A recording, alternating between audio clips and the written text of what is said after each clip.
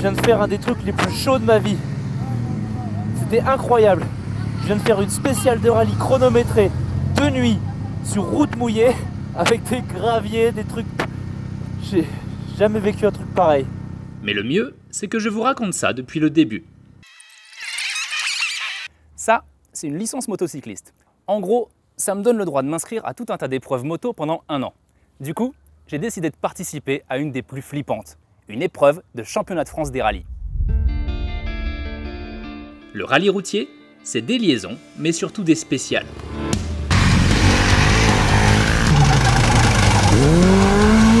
Quelques kilomètres sur route fermée, avec le chrono comme seul objectif et des pilotes qui roulent vite. Très, très vite. Donc quand Julien Tonuti m'a proposé de participer au rallye des Coteaux en Ardèche, je n'ai pas hésité. J'ai refusé. Mais il m'a promis de me révéler ses secrets de pilotage sur route. Du coup, j'ai un peu changé d'avis. Car Julien est 5 fois champion de France des rallyes.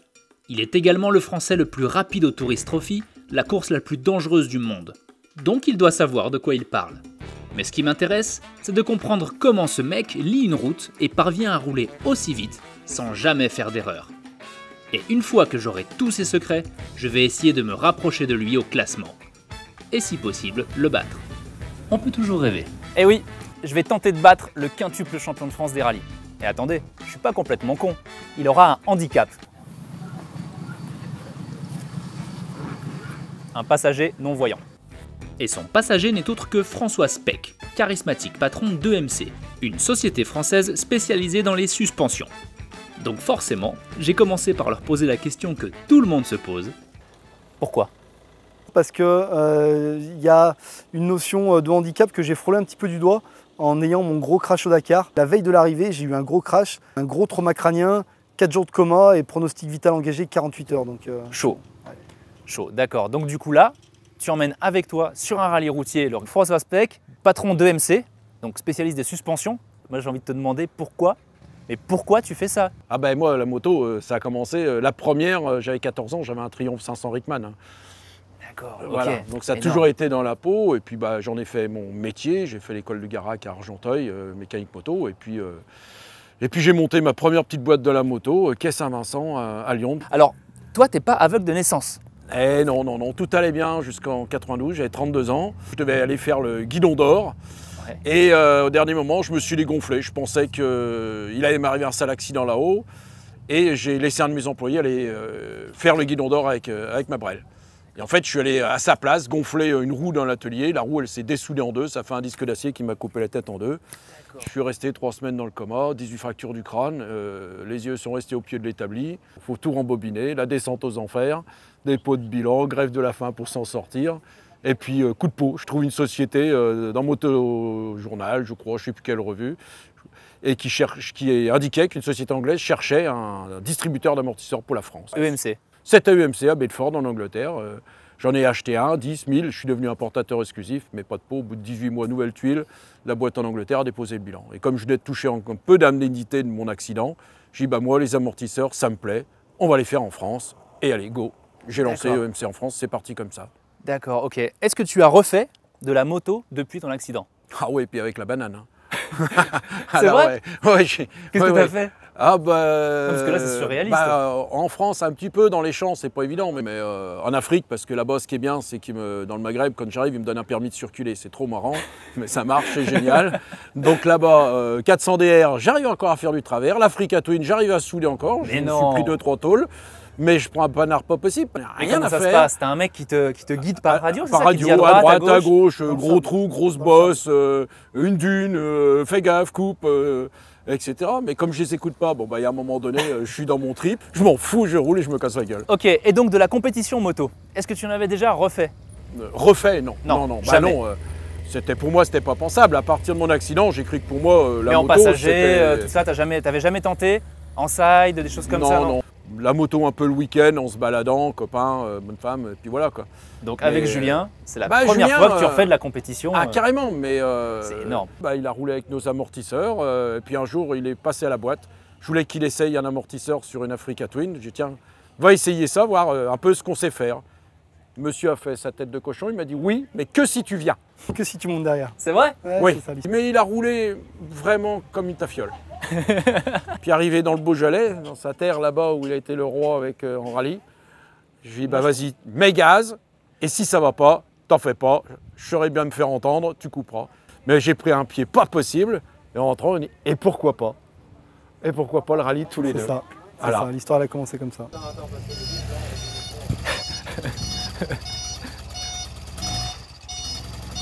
Là, j'avais jamais vu ça, les clignots qui font du bruit.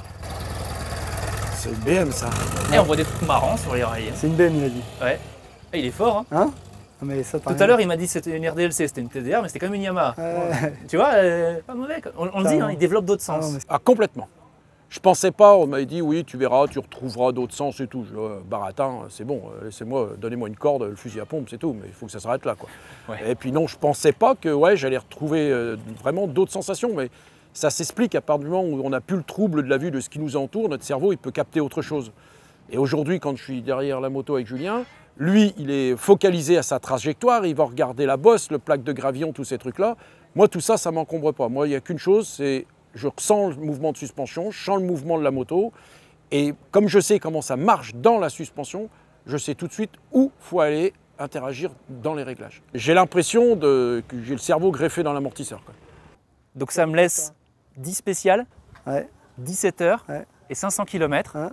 pour essayer d'être devant toi. Ouais, ça va Enfin, être chaud. devant vous, quoi. Ouais. Oui, mais nous, on aura un avantage en spécial de nuit. Parce qu'il a un passager qui s'entraîne depuis longtemps dans le noir. Plus sérieusement, si tu veux t'en sortir demain, et si peut-être tu veux essayer de me battre, il y a une chose sur laquelle il ne faut vraiment pas lésiner, c'est les reconnaissances. Et là, j'ai une façon très particulière de lire la route, et j'aimerais vraiment te montrer ça. Ça m'intéresse. Ouais. On y va? Allez.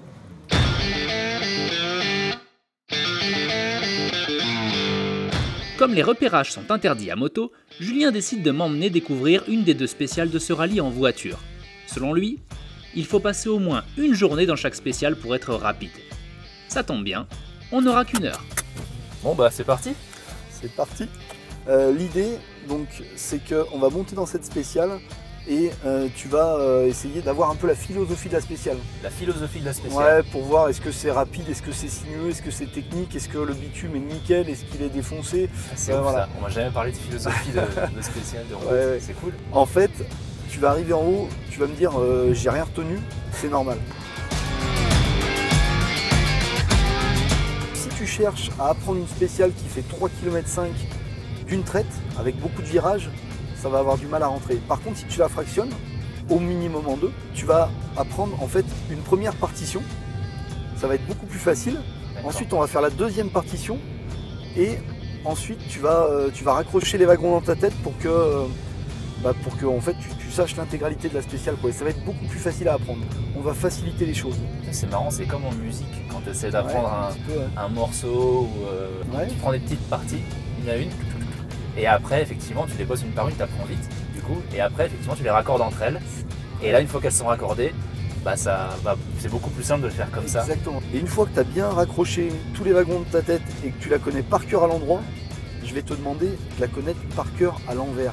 À l'envers? Ouais, à l'envers, ouais. Pourquoi faire? Parce qu'en fait, On les si tu prend veux- on les prend que dans un Ouais, sens, tout à rassure-moi. fait, mais en fait, pour être sûr que tu la connaisses par cœur à l'endroit, il faut que tu la connaisses à l'envers et que quand tu descendes tranquillement, à 20-30 km/h, tu sois capable de connaître les 3 virages qui arrivent.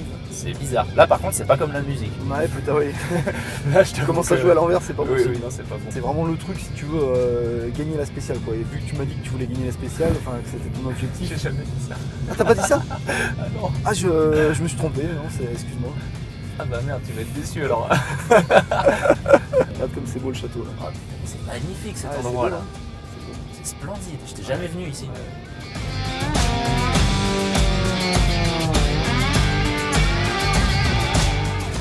Oh là là. Je crois que c'est ça un des intérêts du rallye aussi, Ça, non? c'est chouette. C'est ouais, que tu c'est découvres chouette. des endroits de Exactement, ouf en France. exactement. Les conseils importants en moto, c'est de regarder loin, c'est d'ouvrir les virages, c'est de sur la route, je dis bien sur la route, une chose qui est hyper importante, c'est se servir du frein arrière. Il y a plein de motards qui ne se servent pas du frein arrière. Pour moi, quand on arrive dans un virage, si on a trop de frein, avant, si on a trop de frein avant, on verrouille sa direction. Et quand on a verrouillé sa direction, on n'arrive plus à faire tourner sa moto correctement. Et en plus, quand on a mis trop de frein à l'avant, en fait, on a enlevé du débattement à sa fourche. Et quand on est sur des routes comme ça qui sont hyper défoncées, bah, qu'est-ce qui se passe? S'il reste 3 ou 4 cm de débattement, si tu arrives sur une grosse bosse, une grosse compression, bah, ce qui te restait en débattement, ça dégage. Et puis c'est là où tu peux finir par terre. Donc là, il faut que la moto vive en fait, c'est ça? Il faut laisser que la moto vivre c'est un ça, peu. exactement. Il faut laisser du débattement sur la fourche, il ne faut pas verrouiller la direction et il faut se ralentir avec son frein arrière quand tu es dans un virage. La route est un langage, mais la plupart des gens se contentent d'en connaître les bases. Julien fait partie de ceux qui en maîtrisent toutes les subtilités, les règles grammaticales les plus complexes. Et l'apprentissage de ce dialecte exotique se poursuit à pied. Bon, mais tu m'as pas dit, tu as fait combien de rallyes? Bon, j'en ai jamais vraiment fait moi. En fait, j'en ai fait une fois. C'était à l'ouverture du Mototour. On était au Val de Reuil. J'ai fini dernier de la spéciale parce que je me suis perdu. Tu t'es perdu dans la spéciale? Ouais. Alors déjà, j'ai pas repéré. Je suis arrivé comme ça, on m'a filé la moto, on m'a dit vas-y feu. Et puis c'est un truc à la con, c'est une spéciale en ville, machin. Et en fait, à un moment, il y avait un espèce de... La route allait tout droit, et il y avait une espèce de truc de gravette qui allait à droite. Et donc moi, je vais sur la route, je reste sur la route, je vais tout droit. Et là, putain, je vois des rubalistes, des gens, machin, qui me disent ah, c'est pas là, va demi-tour. Je me dis qu'est-ce qu'ils me veulent, ils sont cons quoi. Et en fait, non, c'était juste à droite dans les graviers qu'il fallait aller. Donc le temps de faire demi-tour, machin, d'aller dans les graviers, de manquer de me bourrer et tout, bah oui, j'ai fini d'Erjo quoi. Donc, ah ouais, on part de vraiment loin alors.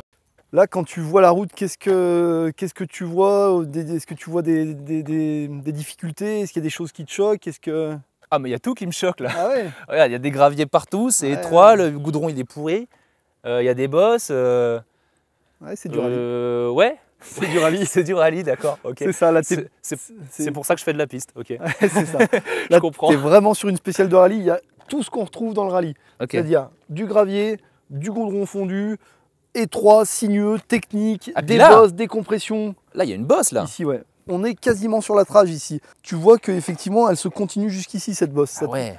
On va essayer de faire en sorte d'être le plus droit possible, d'avoir le moins d'angle possible à cet endroit-là, pour pas perdre l'avant. Là, la difficulté, c'est quoi dans ce virage-là? L'idée, de toute façon, en général, c'est toujours de rentrer pas trop tôt dans les virages, de rentrer un peu tard, pour déjà ouvrir son virage, pour avoir le plus de visibilité. Et là, d'ailleurs, en fait, comme tu le vois, là, on voit vraiment bien que si tu te mets là, que tu te baisses, tu vois qu'il y a une grosse compression, une grosse bosse. Ah, il y en a deux même. Ouais, il y en a deux. Une petite et une grosse. Il y en derrière. a deux, exactement. D'ailleurs, comment tu conduis là sur route, dans ce genre d'endroit là? Qu'est-ce que tu fais? Tu es plutôt en mode, tu sors la jambe en mode super motard ou plutôt en mode piste, tu déhanches et qu'est-ce que tu préconises là-dessus? Moi, j'ai une technique de pilotage qui fait que je suis quand même assez droit sur la moto, que j'essaye de mettre le moins d'angle possible, parce qu'en mettant le moins d'angle possible, je prends le moins de risques possible. C'est vraiment une autre philosophie que le circuit. Je sors un petit peu peut-être le bassin, j'ai toujours une fesse un peu sortie, le haut du corps bien sûr aussi un peu sorti pour, on va dire, faciliter la moto, la prise d'angle de la moto, mais j'ai pas le genou par terre. Ça n'arrive jamais. Ah ouais? Jamais, jamais, jamais. Je ne pose jamais le genou. C'est ma technique de pilotage. Ah oui, tu es très regroupé sur la moto en fait. Exactement. Ce qui est super flippant, c'est qu'en fait, là, on fait une série de virages à pied. Et dans la série de virages à pied qu'on vient de voir, il y a des bosses, il y a du dévers, il y a un espèce de piège sur la trage avec le truc là. Oublie Il y a des graviers. Oublie pas le goudron fondu. Il y a le goudron fondu. Ouais. Et ça, en fait, il y a genre 40 ou 50 virages sur une spéciale. Donc Ouais, ça c'est à veut peu dire près ça. que là, vu qu'on n'a pas le temps, Non. j'ai 39 virages Ouais. dans lesquels il y a des pièges qui m'attendent. Alors, C'est ça. Tu as un joker dans la manche, c'est que tu as un Yamaha Niken et que sur un Niken, il y a deux roues devant. Tu vas penser uniquement à tes trajectoires, tu vas faire abstraction des bosses, du gravier, etc. Et du coup, ça va te permettre de rouler plus détendu. Là, tu me fais plaisir. Ah, ça c'est cool. Allez, viens, je t'emmène découvrir cette moto. Allez. Les repérages sont faits, j'ai les conseils d'un champion imprimés dans mon cerveau. On peut entrer dans le vif du sujet.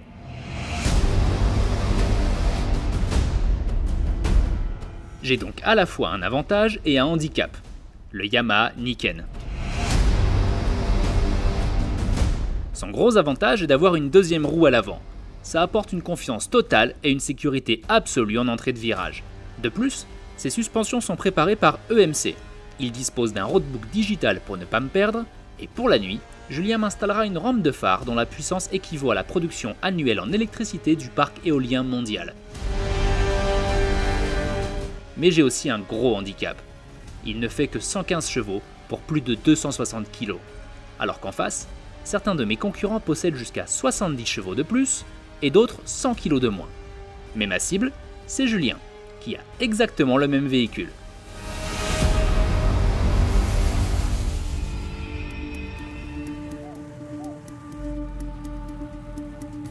L'heure du départ est arrivée. La première spéciale m'attend.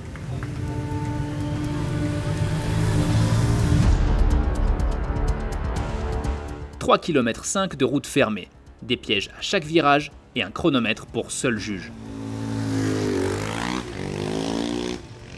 Bon bah allez, hein, c'est maintenant.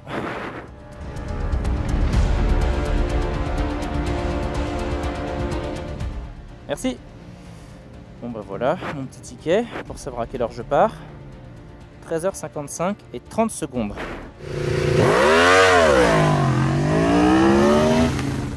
Je stresse un peu là. Comme on dit, j'ai la caguette. 3, 2, 1, go! Allez, là, il y avait escargot à droite et un double gauche. Fallait rentrer tard dans le deuxième, c'est ça.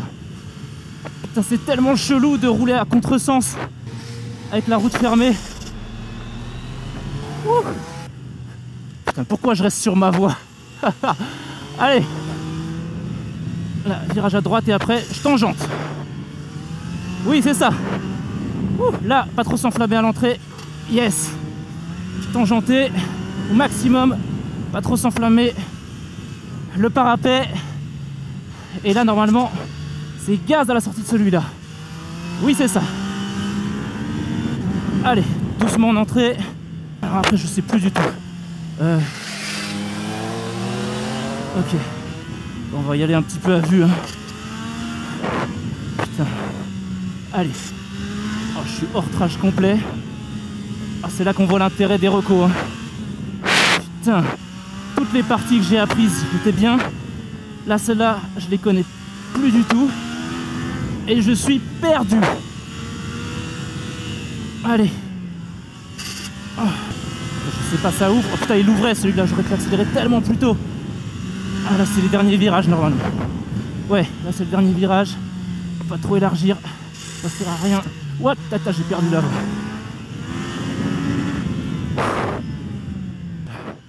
Putain, c'est mortel. Putain, j'ai les jambes qui tremblent. J'ai les mains. Oh, je crois que j'ai rarement pris des sensations pareilles. J'ai mis 2 minutes et 42 secondes pour boucler les 3,5 km de cette première spéciale. Ça me place 56e sur 144 pilotes. De leur côté, Julien et François ont fait la montée 3 dixièmes moins vite. Première partie du contrat remplie donc. Par contre, je prends 20 secondes par les premiers. Ma mission sera donc de réduire cet écart au fur et à mesure que je connaîtrai la spéciale et que j'appliquerai les conseils de Julien. Il avait raison, Julien, quand il me disait hier que le plus important c'était les recos, de reconnaître la route, ne pas improviser comme un bonnet. Et... là, j'ai tout donné. Et malgré tout, je suis largué complet parce que les mecs devant, et les filles, parce qu'il y a aussi une ou deux filles, connaissent par cœur leur spéciale. Je profite de la première liaison pour me détendre, mais pas trop non plus, car maintenant, j'attaque la partie où il faut rebrancher le cerveau, et ne pas se perdre sous peine d'être pénalisé. Bon, elle est où cette route là? Putain, mais j'y comprends rien ce truc. Après avoir enfin compris comment fonctionne un roadbook, je finis heureusement par retrouver ma route. C'est le moment d'affronter la spéciale B. Celle-ci est beaucoup plus technique et sale que la précédente. On va voir si la troisième roue du Niken peut m'aider à m'en sortir. Allez, mémorise. Concentre-toi, te stresse pas. Ah non. Oh putain, je suis chaud. J'ai vu 50 secondes s'afficher, je suis parti. Allez, ça commence bien. Allez, là c'était gauche-droite. Et ça menait d'un gauche au pont. Allez, le virage du pont, ensuite ligne droite. Et ça monte dans un droite. Pas très large. Il y a zéro dégagement. Et là, putain, je suis dans le flou total. Je sais plus du tout. Bon, j'y vais à vue. Ah oui, ça je m'en souviens ici. Oh là là. Ouais, c'est là, le parapet. Putain, ça va que j'ai un peu de mémoire. Allez. Voilà, là c'était la fin de la première partie quand on a divisé. Voilà, c'est ça. Là, il y a une série de droites à fond. 1. J'ai freiné. 2. 3. Et ensuite, faut pas que je me fasse baiser. Je reste bien à droite pour le gauche. Voilà. Le droite très large en entrée. Attention, pas s'enflammer. Il y a des graviers au milieu. Voilà. Celui-là, je sais plus trop. Je crois qu'il mène. Oui, c'est ça, le château. Château. Il y a le pif-paf avec la bosse au milieu. Voilà. Ouh. Droite. Reste bien à droite, qu'il y a un gauche. Voilà, c'est ça. Et là, c'est l'arrivée. Ouais. Okay. Ouh. Putain, c'est sport. C'est sport, mais c'est génial. Quelques kilomètres plus tard, je suis de retour au paddock pour 20 minutes. Le temps de mettre de l'essence et d'analyser mes chronos. Spécial 1. Ah ouais. Hey, T'as bien roulé. je suis aussi vite que toi, enfin aussi vite que vous. Ça veut dire qu'on a pas mal repéré quand même. Bravo, en 1 heure de repérage de la spéciale, je pensais pas que tu arrives à sortir un chrono comme ça. Bon, cool. Mais la 2 comment t'as fait? Tu me colles 15 secondes dans la 2? Ouais. J'avais envie de remettre les pendules à l'heure. Oui, j'ai vu, ouais, merci. François se sentait pas super bien.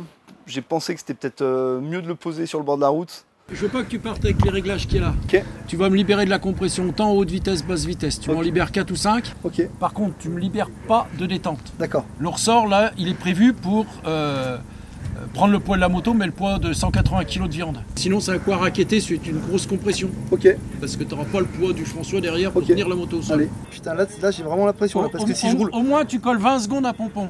T'es un enfoiré. Un peu, ouais, mais je voulais quand même te montrer que... T'as voulu me montrer que, ok, il y a les pilotes et il y a les journalistes. Et ok, c'est bon, j'ai compris. Donc 15 secondes, c'est le tarif là. Là, ouais, c'est le tarif. Ouais, déjà, ça me va mieux, là. Ok, donc faut que j'arrive à me rapprocher un peu de toi maintenant. Ouais, va falloir se cracher dans les mains, là. Pour aller plus vite, je vais appliquer le premier conseil de Julien, à savoir essayer de rouler de manière plus fluide. En étant moins brutal, je donne moins de mouvement à la moto. Ça me permet d'être plus concentré sur mes trajectoires et de garder plus de vitesse en virage. Je gagne 10 places et finis avec le 46e chrono, 4 secondes plus rapide que lors de mon premier essai. Et je ne suis plus que 9 secondes plus lent que Julien qui a abandonné son passager. Je valide ces bons conseils lors de la 3e montée sur cette spéciale où je gagne encore 6 places en entrant dans les 40 premiers et en gagnant encore 5 secondes par rapport au leader. Je suis toujours pénalisé par mon manque de connaissance de certains passages, mais on peut dire que les conseils commencent à porter leurs fruits. De retour en liaison, je tombe sur un concurrent moins chanceux que moi.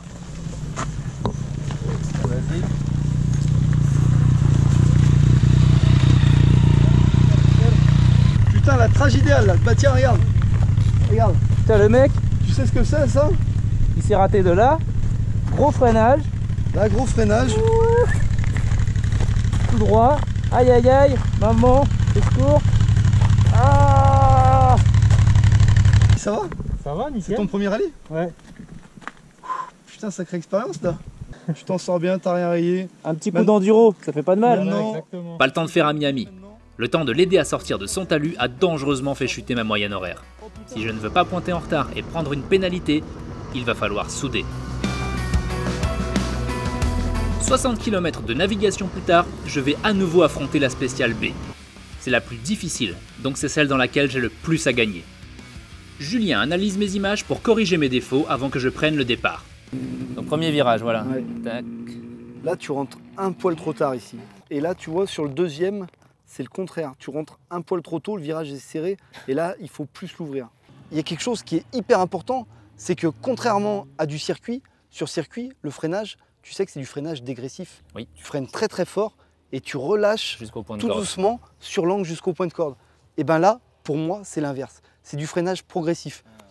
Ça, c'est hyper important. Si ta roue, elle passe sur une grosse bosse et que tu prends les freins d'un coup, quand ta roue, elle est légèrement délestée de la route, bah, qu'est-ce qui se passe? Forcément, elle va bloquer beaucoup plus facilement. J'oublie tout ce que je fais sur piste, C'est un peu ça. je fais tout l'inverse Ouais. et je devrais gagner. Allez, combien? Je pense que là, ça peut faire le scratch. Hein. Allez. Non, mais ça va. Tu peux vite gagner 4-5 secondes facilement. Ok, je vais essayer.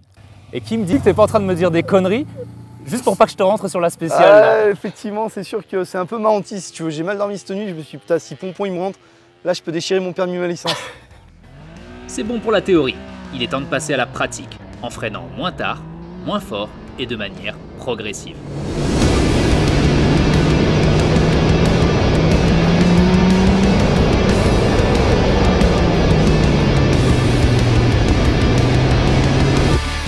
Bilan, je gagne encore 13 places au classement.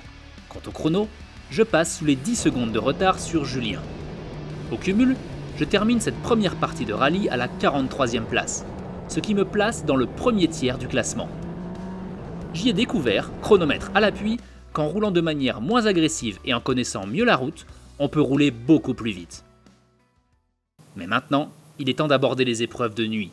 Sans visibilité, c'est là qu'on va vraiment voir si j'ai bien assimilé les conseils de Julien. J'ai entendu dire qu'on t'appelait, qu'on te surnommait le hibou Ouais, c'est vrai. sur le paddock. C'est vrai, c'est Parce vrai. que tu voyais la nuit. Ouais, non, j'ai toujours fait en spécial, j'ai toujours fait la différence de nuit et j'ai toujours gagné les rallyes en fait la nuit. Donc bah écoute, vu que tu es un oiseau de nuit, tu vas me donner quelques conseils. Comment je fais pour, je vais pas faire le même chrono que de jour, mais pour m'en rapprocher? Pour moi, ce qui est hyper important, quand je suis dans un virage, il faut que dans ma tête, je sois déjà en train de penser aux 3 enchaînements ou aux 3 virages qui suivent. Il faut déjà que je me dise, tiens, là, après, il y a ça, ça, ça, et je serai comme ça, comme ça, comme ça, dans les 3 virages qui suivent. L'anticipation. C'est de l'anticipation.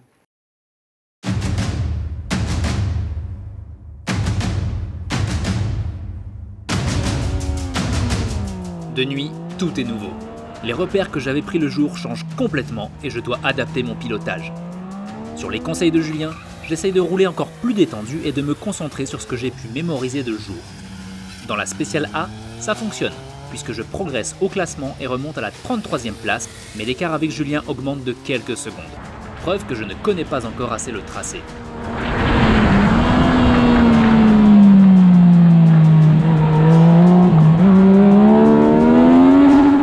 Dans la spéciale B, mon classement reste identique, mais l'écart avec Julien est le même que de jour.